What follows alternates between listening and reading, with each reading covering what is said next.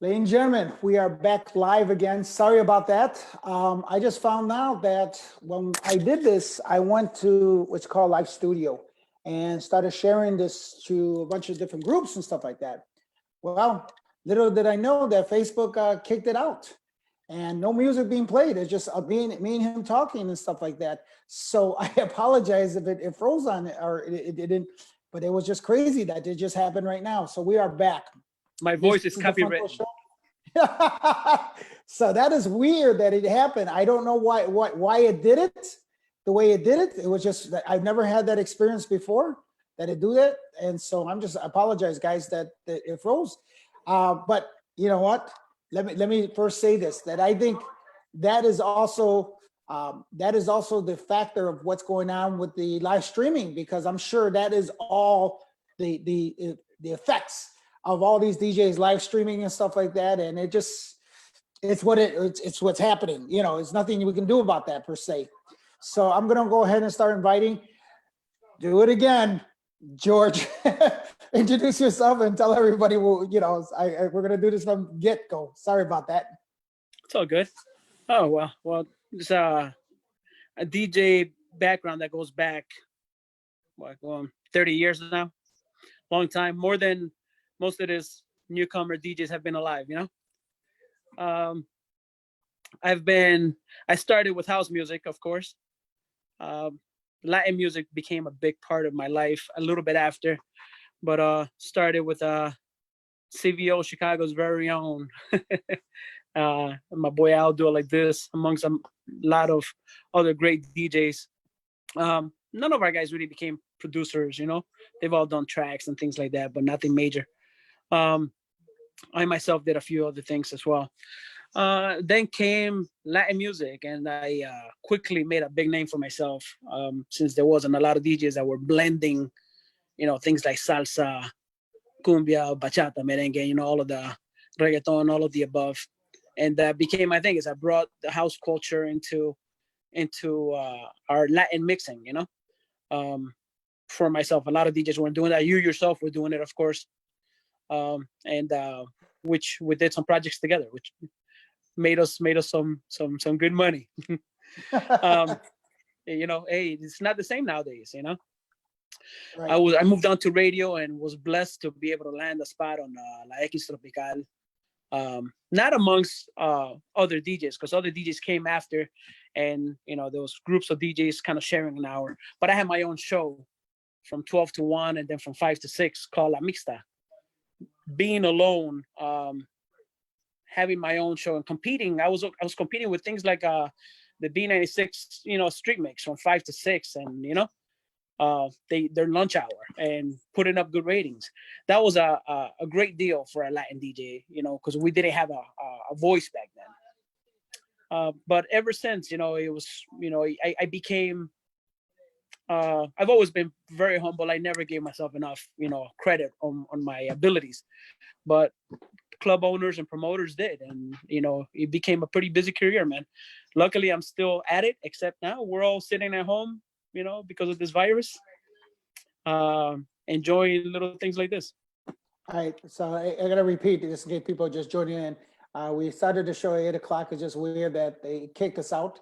I went into I'm gonna repeat this again, because I went to do it's called Live Producer on Facebook, and you can able to share it to a bunch of groups, because what's happening with live streaming on it's a big no-no now. Even though we don't even have music on here, I'm finding out that it will kick off some videos. So right now we're live streaming on my Four Fantastic Events page, and then my group of Four Fantastic Events, and then obviously we create watchtowers and stuff like that. So they're now allowing you to do what they used to allow you to do before on Facebook. And I don't know what that has to do with the algorithms that are happening there, because I know that's how people are telling me they're getting blocked from Facebook and stuff like that. So that's honestly why I did this show, is to not do live streaming per se. But going back to you, George, me and you have known each other.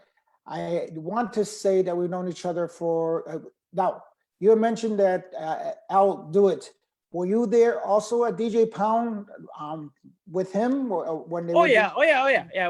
Okay. There was a couple of crews that back then in the mid '90s, a few Okay. crews that were pretty popular, and a lot of DJs came out of this that are still around.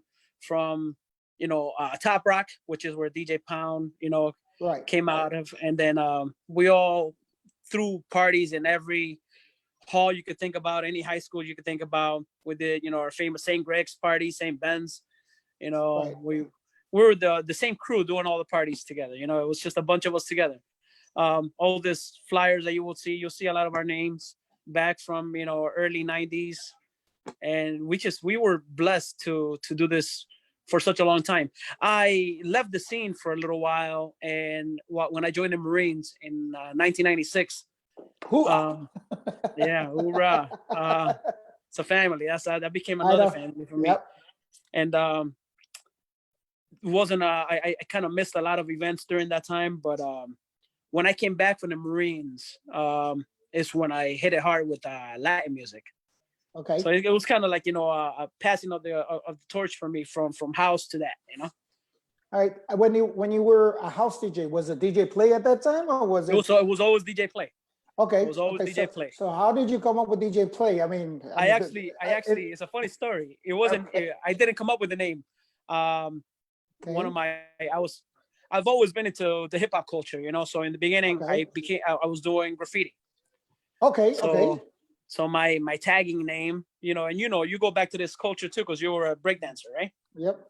My tagging name was 4Play, the number 4 play. Okay. And then when I started DJing, I kind of just took away the 4. Okay. All right. So did you know Fess? Did you know the guys Yes. in the Ray One and stuff like that? Of course. And all that? Yeah, of course. Okay. Okay. That was, if anybody doesn't know that breakdancing and graffiti artists were hand in hand and stuff like that. In fact, I just sent a flyer to Al Cisneros from Janelle's. I don't know if you've seen that announcement. We're going to be talking to him, but one of the things in 1985 was actually our first show breakdancing here. And that was right after the Phil Donahue show. And that's where the culture came big with obviously the breakdancing / graffiti artists and stuff like that. And so a lot of the guys, and believe it or not, it was graffiti. Graffiti wasn't just about tagging the walls all the time. There was actually people that were creating art, and that was that's part of it. And obviously we got it from New York, that the concept of art and stuff like that. And I remember there were a lot of guys, like I said, Ray One, Fest, all these guys, they'll probably be online as well.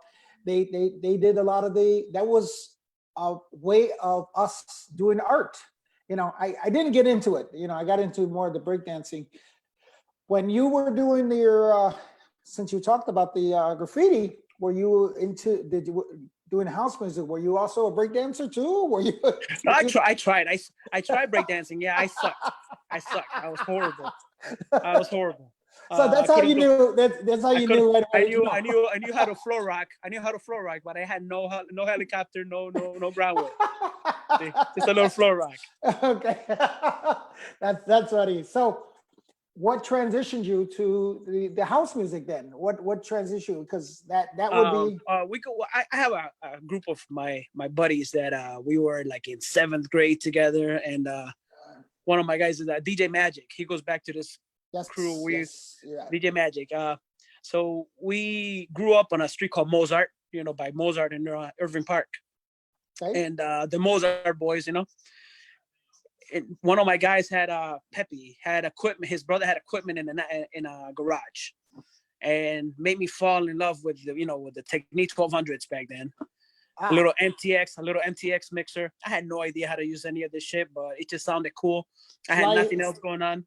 Sly Hula Fox said, "What's up?" By the way. Hey Sly, what's going on, brother? Yeah, I love Sly, man. Hey, he's had he's been down on his luck with his health, but he's gonna make a comeback, man. Yeah. Nothing but love for Sly.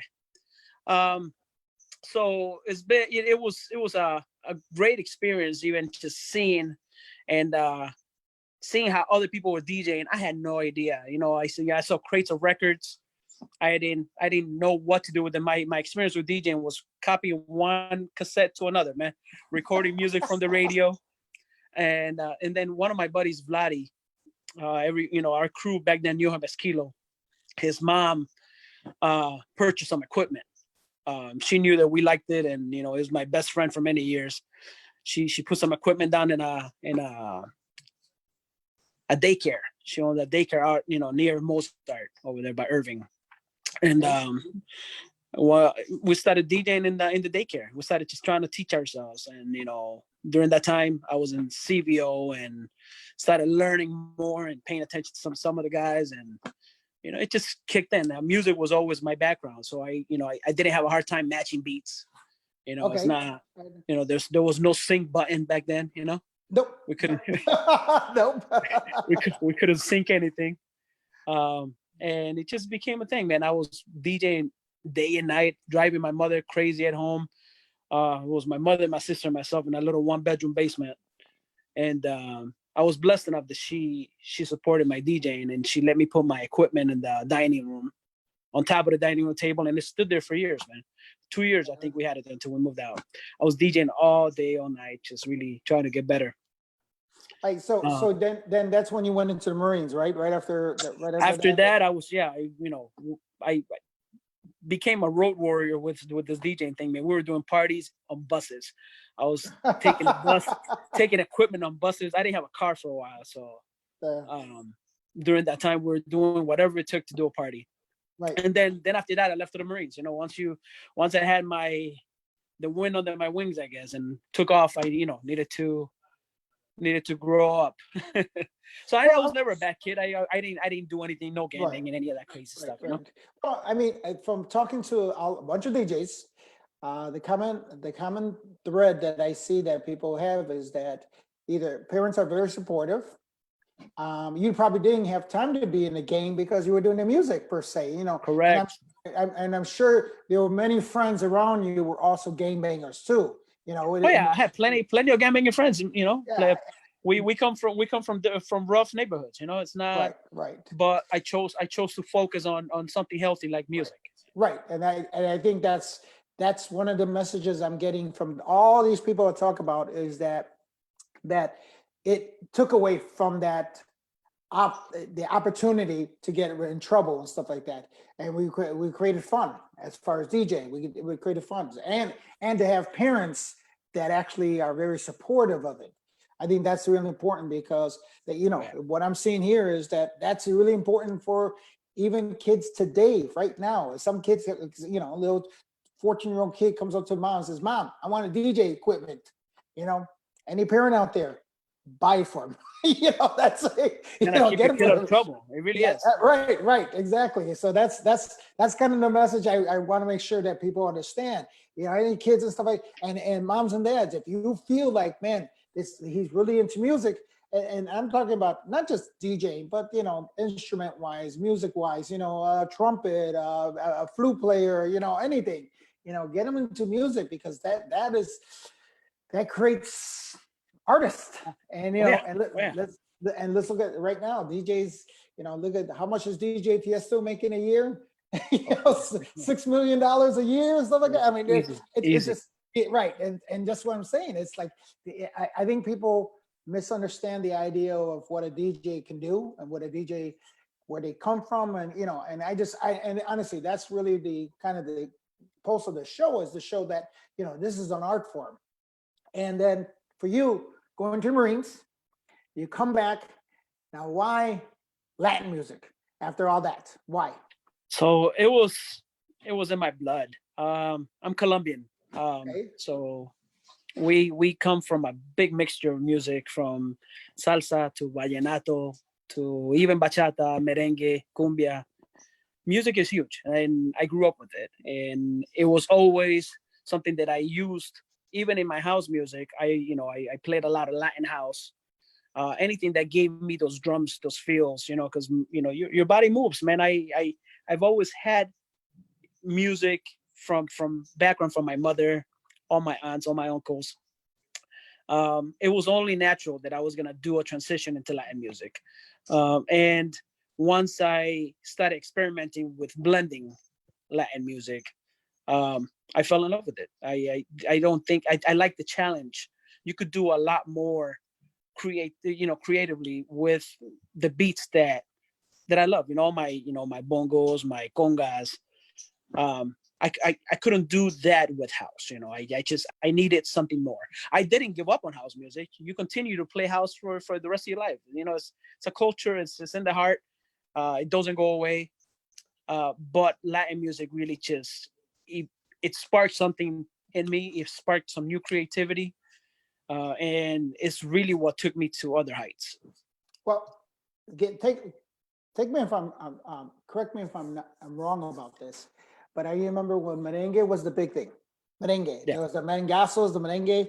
Oh yeah. And then we would hear a merengue song that had a house like kind of beat to it. Yeah. That made us like, oh, Yeah, wait. groups like Fulanito made a killing doing that. Yeah. But then we Yeah. say, hey, there's the closeness of it, and it actually. And then when we watch people dance, even though they are doing maybe dancing merengue style, but we watch people also doing the house moves. You start doing house to the merengue. Who did something big with this? Remember the Todo Mixeado mixes? Ilegales, remember? Yeah, and that DJ in New York, was it? I forgot his name, but he did Todo Mixeado. Todo Mixeado was huge. He had a lot of house with merengue beats. Right. I met him over at the Billboard conferences all the time and stuff like that. Because when it end, I forgot. Citronel. Yeah, right. And he was, famous. I mean, the guy was like, and I know as DJs, we were all like looking for those remixes and stuff like that because we knew. But you know what? When we couldn't land them, you had to make them yourself. And that's where the creativity came in. A lot of DJs couldn't do that. There wasn't a lot of us back then either doing Latin music. There was a handful of DJs, man. Just there was any gig that was available, we would get it because there was nobody else to do it. Right. Everybody else was still very stuck on doing either hip hop or house. It was either hip hop house. That's it. When I started doing Latin, I was able to incorporate all of that and started offering all of those services. So I'm going to tell you something I experienced, and maybe you had a little different experience. But when I got into the merengue mixes, and then I was introduced to the salsa market, I was kind of told, oh, we don't mix merengue, salsa, and stuff like that. That was kind of like what I was told. Because you're in the Colombian market, I want to know if that in the Colombian aspect of it, was it a different type of acceptance? It was completely, man. It was, I noticed the groups of people that didn't want you to mix certain things or keep it strictly whatever. But in Colombia, we have the parranga, la pachanga, meaning we're always partying, man. And it was welcomed. It was welcomed by the people back then. It was years later that it became kind of jaded by Colombians if you were blending things. This was years later. In the beginning, it was accepted right away. Then it became a thing again. Now it's such a hub for like reggaeton and things like that they want everything blended. They want everything mixed. They like the culture. Colombia's been exposed to everything. But yeah, no, in the beginning, I saw a different reaction. I saw what you're saying later on when the salsa dancers became a thing. Okay. When the salsa scene became a thing and there was all the salseros, you couldn't blend anything. You had to play the entire song. More than anybody else because you've been running this scene for years. I stand out like a sore thumb when I do your events, right? Now they love it. Now they love it.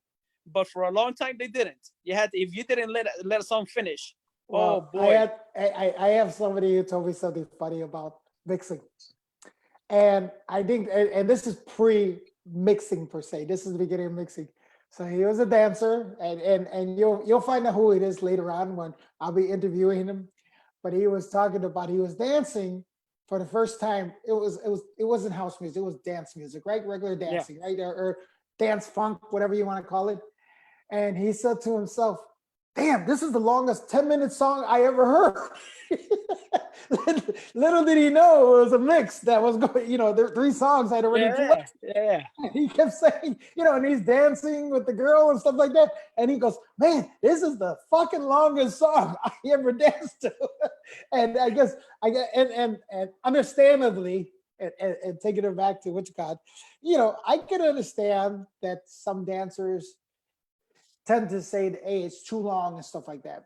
I think that happens, and you know this right now, that happens a lot, is that especially when it comes to, like, let's say bachata mixing, okay? There's a song, salsa, right? And it's probably about 7 minute song for a full salsa song. You're right, right? 7 minute songs. But we'll do a bachata mix, and we always do that 2 minute mark, and we'll mix it into the next one and 2 minute, and we'll put like 3 bachata songs in a row, and it's actually shorter than the one salsa song. And then people will tell us, "Damn, that was too long. That was too many bachatas and stuff." And I'm like, no, it wasn't. It was less than 5 minutes or 6 minutes. And the salsa song I played earlier was a 7 minute to 8 minute song. And they were okay. And they were okay with it. Yeah. So it kind of bewilders me, because I could never get it. Then I put two and two together. They like the big. I mean, the salsa dancers, are a little extravagant with their dancing, right? And they like the big ending at the end of the song with the flipping the girl back and all of that stuff. And if you just keep blending, they never get to do that. So that's another thing that I noticed. Right. And so that's what, and I'm just saying, for timing wise, it's That's trust crazy. me, it is. It's not, and I know that, I'm not trying to go against any salsa people out there. Trust me, it's not- No. They made us, they keep the music going. Right. And, but also, if you're going to tell us it was too long, be realistic about it. It wasn't too long. It's just wasn't to your liking per se. There's a difference. You don't like something. I don't like when you mix it. Okay, fine. You don't like when I'm mixing it. Well, guess what? How come there's 500 people dancing? I say I don't play for myself. I play for the crowd, but I will play for the majority.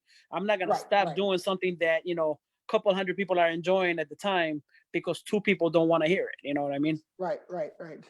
But I've never been one to play for myself. I play for the crowd, man. So one thing, as a DJ, recognizing your crowd and reading your crowd is a huge thing. So. Yeah. What about Richie says hello? Richie, Richie knows a lot of these Mozart boys that I told you about. Yes. Well, you know what? Richie and I have had a lot of conversations about that, and he was like, because I know that's where his coach, and he was a dancer or a club kid, what would they call that? Dancing the juke and stuff like that, or what? I don't know. Yeah. They were doing the footwork and stuff like that. Yeah. And Richie's a good dancer. I can't take that away from me. He's an excellent bachata dancer, and he loves his bachata. And we could talk about Richie and saying that he likes his Dominican bachata. Yeah, he does. He's got a big taste, but you know what? He keeps it. He goes to the roots of bachata. He really feels. Right. He likes songs that he can feel. And that's been a debate for many years for a lot of people, the bachata styles, right? And they both got their crowd, but Dominican bachata is huge, and I've loved it for years. Yeah. So I remember when we talked about, you and me made done things together, and in fact, if you go to, I want to say it's Fiesta Caliente. Is that the one that you have? So I had tracks. Yeah. If mixed tapes are always 60 minutes long, but a CD is 74 minutes long. So I had an extra 14 minutes. And I had a bonus track, and that was you doing the bonus track for me and stuff like that. And so I remember when I did that, kind of people were like, "Oh, you have a bonus track with the DJ playing?" I said, "Yeah, because and of course some people would say, "Well, isn't he your competitor?" And I'm like, "No, dude." In this industry, for me, I don't believe I've ever had a competitor, because I never felt that way. I think that same. In this business, you work with everybody, and everybody wins. It isn't about me. And I think that sometimes what happens between DJs, promoters, dancers, and all this stuff, it's all about me, and that competition, and there's only about them. Look at what happened with us. Not only did I come on your CD, and it definitely made it better. That was a nice touch. That CD got a lot of praise. We got a lot of recognition for that CD. But you and I started going to Miami to the Winter Music Conference together. We're doing this year after year after year. Well, we're taking who do we go with? Louis, percussionist. Yeah. So we did this year after year. From the times that your father had the condo out there, to staying at different hotels, man. There was no competition amongst us too. But that's what kept it pure. It's been like that for years.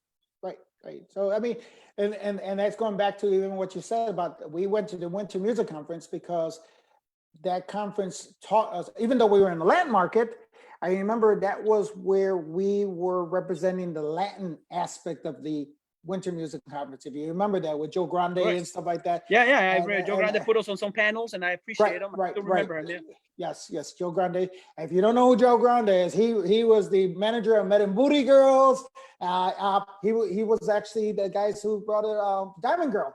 You know, Yep. that's you know, so even in the freestyle, like, and obviously because it's Miami, freestyle hand in hand and stuff, you know, that's how that worked out there. But Joe Grande and I, we've always communicated. And I remember that was the whole aspect of the Latin market. And I know we talked about the Latin market because of the radio station that you were involved in and what I was doing in the mixtapes and stuff like that. So we were, and that's where I met, Dumixialo's the DJ out there as well. And then that's where I transferred over to the Latin Billboard Conference. I remember that's where I said, okay, you know, it's time to go to Latin Bill. So I was doing that more. And I think that's when I want to do the reggaeton here in Chicago. Now, because of reggaeton in Chicago, you remember I was the first one to actually kind of put it together in a sense. Well, but first of all, Thursday Rancho Luna, there was no techno reggaeton in Chicago per se. You put the reggaeton nights together, yeah. Right. I remember playing a lot of this artists on radio, while for these events. Yeah, same deal. And Boris was a big part of the Thursday nights because DJ Boris was the one who had like the reggaeton from Puerto Rico, and I remember. That was I give shouts out to Boris for that because there was, and if you remember pre-reggaeton, what do we know about reggaeton? It was more what's the name? El General. El General, right. Yeah. El General, Lorna. And then started coming out guys like Big Boy. Don Chesina with the tra tra tra. Right. That's what made a change in reggaeton. Reggaeton became booty and it was really ghetto before. To me, ghetto meaning they kept it really hood, and it didn't get a lot of recognition. Then once it became more of they started doing more club tracks and kind of doing more remixes and adding a little bit of this booty feel to it. It started hitting the clubs, and we were able to get a little bit of radio play. Right, because you could play it on the radio. What was everything else? What was the one from excuse me, Nicky Jam and Nicky Jam. Oh, and Daddy Yankee. Yeah, I forgot the translation, but culo, tetas. Yeah, I know. They're gonna block us again. They're gonna block us again. So all you hear is beep beep beep beep beep beep beep. The whole song. I spent half my set on radio putting the beeps on all the songs or reversing the word. So I remember the reggaeton I had taken off, and that's where I brought Ivy Queen over here to Chicago and Baby Doll and Gringo Checa. But we already had existing reggaeton night. So, but you still had connection with people in Colombia, right? Yeah. Oh yeah. And that was, I think that's when reggaeton was starting to get big out there in Colombia as well. Right? A little bit later. It took some time. Reggaeton in Colombia wasn't a thing for a long time. I say the last 14 years.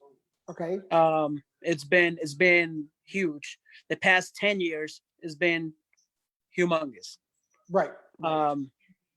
With people coming out like J Balvin, even Nicky Jam. And Nicky Jam went to Colombia in 2010 to make a career because his career had gone down the drain. You didn't see the movie? You didn't see the movie? I just recently watched the Netflix special. Yes, that's what I said.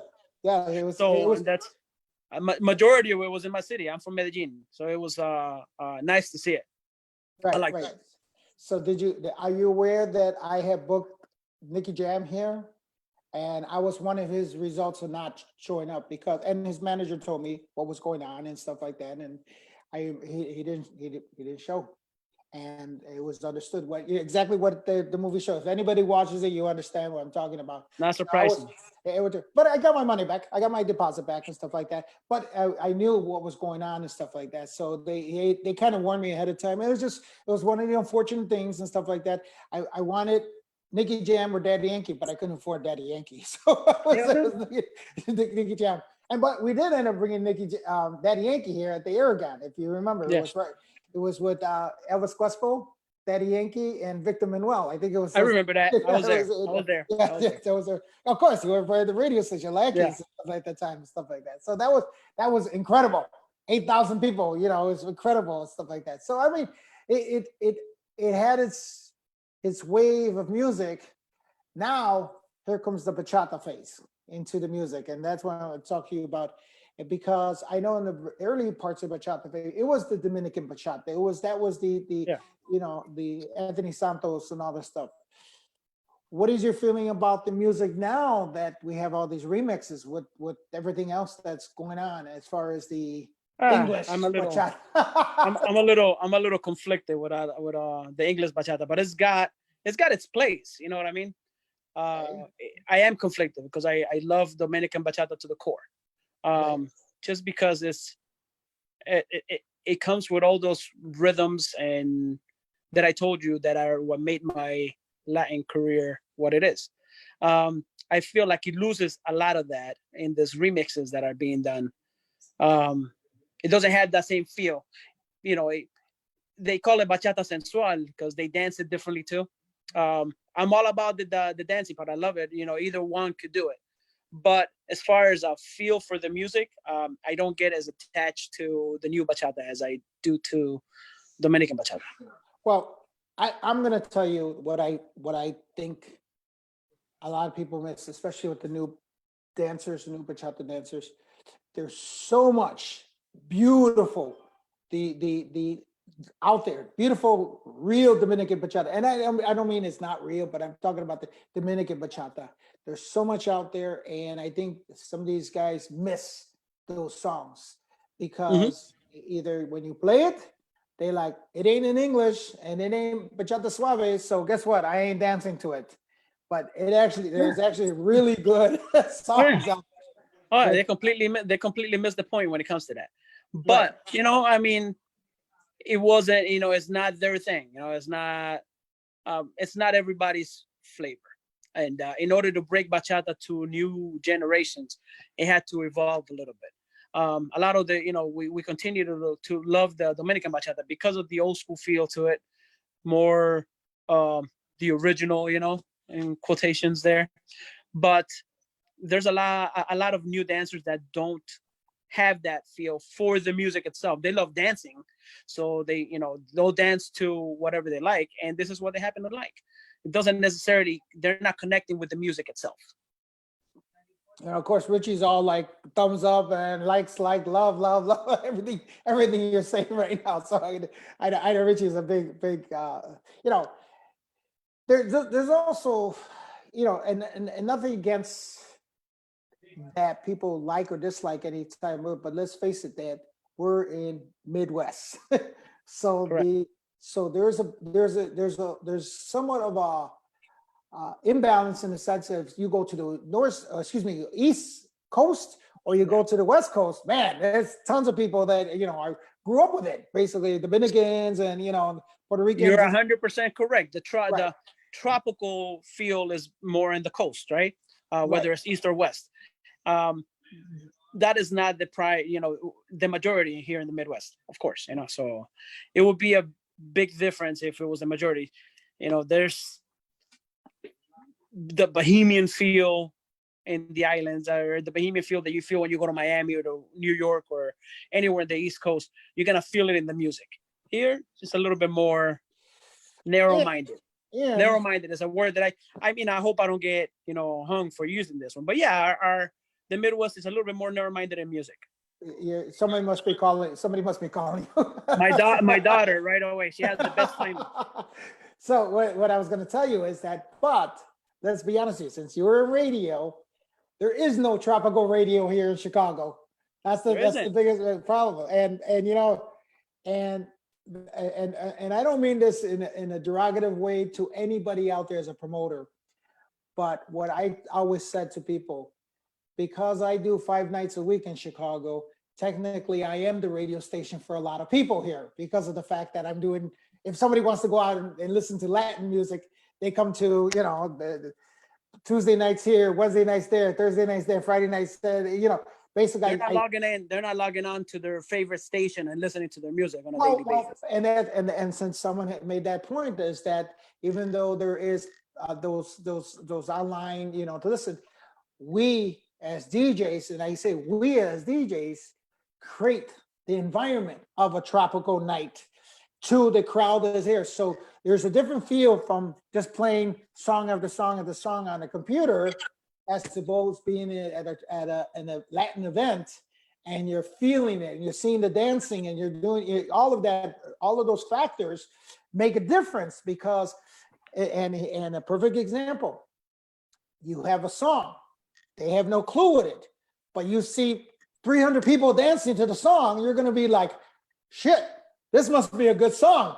I got to dance to this song. And then all of a sudden you go to another venue and you hear that same song again, and here comes another 300 people. You're like, fuck, let me Shazam this motherfucker. You're Shazamming it. And you notice, how many times do we see people Shazamming, like by the DJ booth?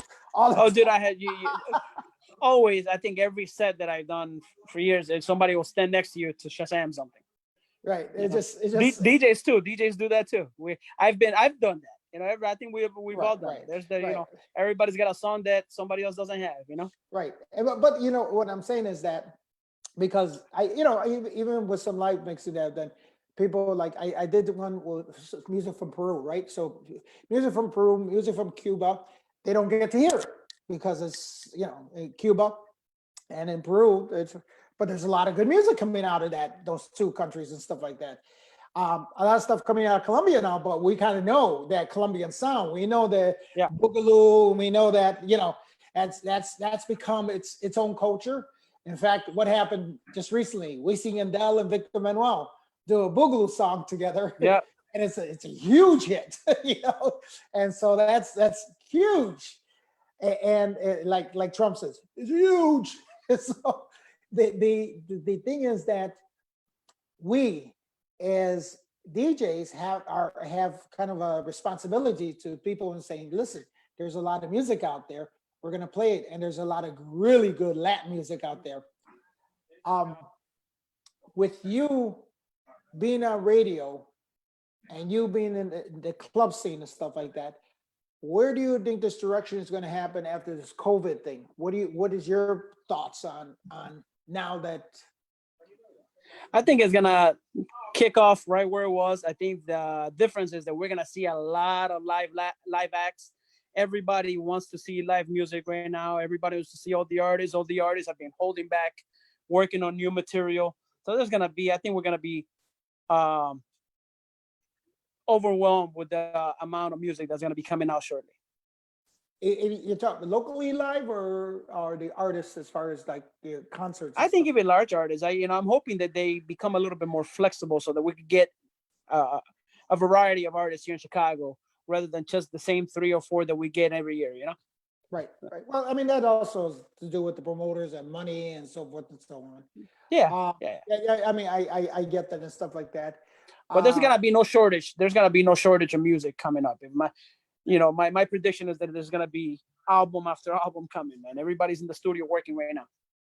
All right, no, and I agree with you. I agree with you on that, because people have their, they're concentrating now and stuff like that. And even online, there's some people doing online studio stuff like that. So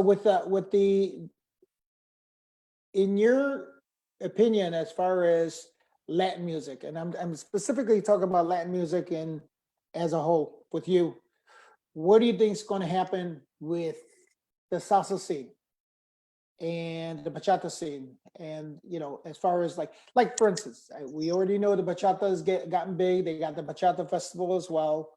We have been having the Salsa Congress here for the past 19 years. What do you think is happening with the salsa scene because there's, not because of the COVID, but I'm just in general, as far as the whole salsa, the tropical scene, I should say? What do I think is gonna happen with the tropical scene? I think that smaller events are probably gonna happen more often than not. Okay. I don't, people might be a little scared to attend, 1,000 people events, with this big scare of COVID. I don't blame them, but I think that's gonna be the same result whether it's a small event or a large event. I just see smaller events increasing. And that's I think you're right about that. Um, People go to lounges as it is right now. That's Mhm. kind of where the Yeah. lounges are. People stay in the neighborhood. I think what you're going to start seeing is people traveling not 5 miles away. They're going to stay in their mile and a half, 2 mile radius, just because I think for now. I'm just saying for now. Yeah. Yeah. Because there's a couple of reasons. I think people are going to feel comfortable with people they know. And I think that's also going to be a factor that if I get sick, I know who got me sick. Not a stranger Yeah. say stuff like that, but like if I go to, I go to this particular place and I know there's probably a group of 30 people that are there and a common 30 people. And if I get sick, I know that it's one of the 30 people. It isn't like I went to a concert of 500 people and I don't know where I got it, stuff like that. So I think that's where it's going to start. I think also it's going to make its way up, it's going to be a slow step.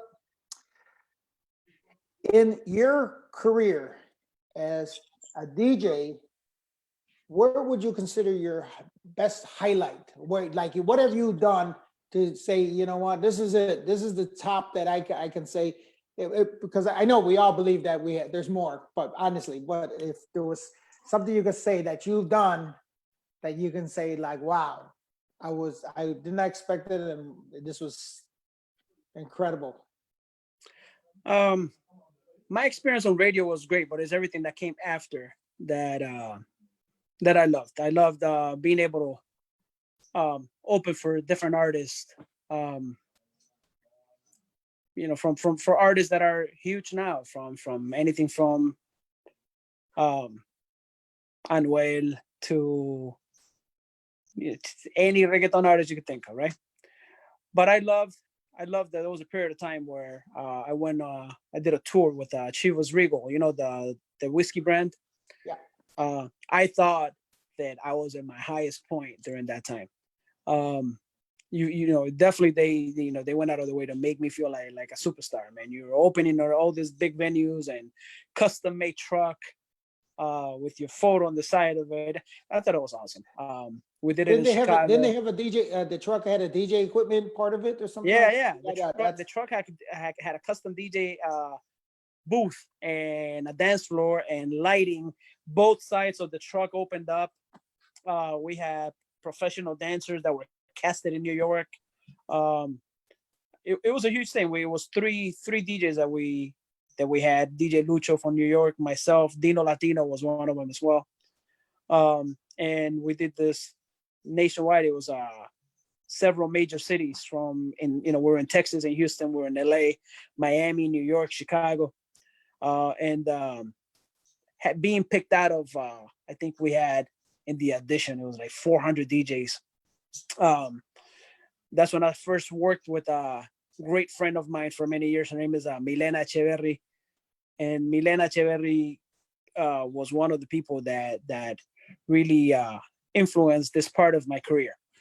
Her and Marilyn Santiago. Marilyn Santiago was my program director at La X Tropical. Right. Sure. And Milena, so if I'm not mistaken, Milena was for RMM Records. Am I correct? She worked with RMM Records. Yes, that's Milena. Yes, that's it. And then she had a lot to do with this tour as well. She actually, her and her husband, I believe, are in insurance now. Yeah.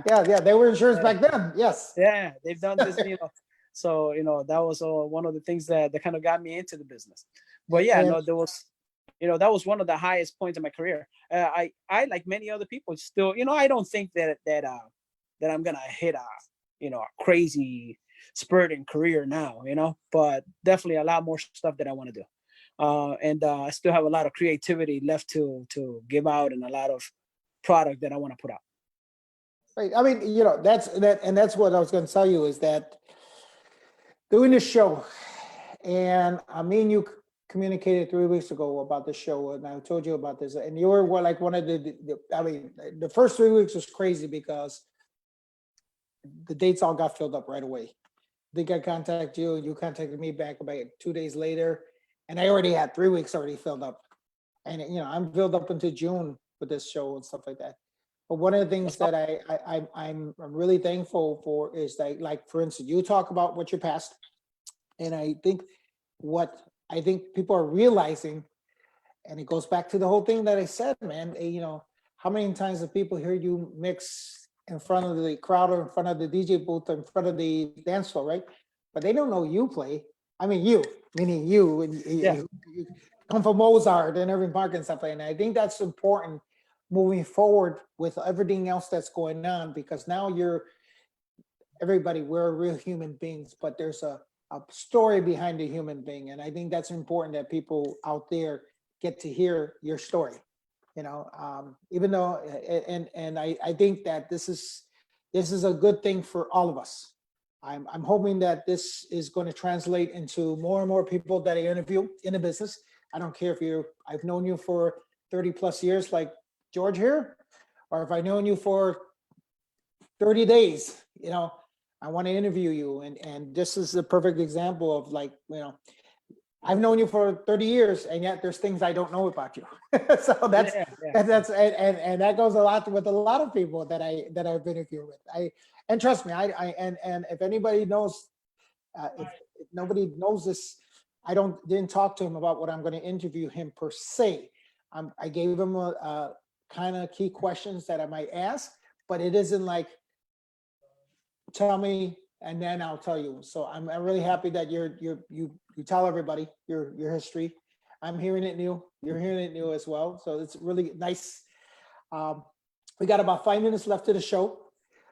Is there anything that you want to say? I mean, is everybody healthy? Everybody doing well at your? Everybody's great now. My girlfriend actually came down with COVID, but she made a good recovery. She was down for like 19 days. She's great now. Everybody else is good.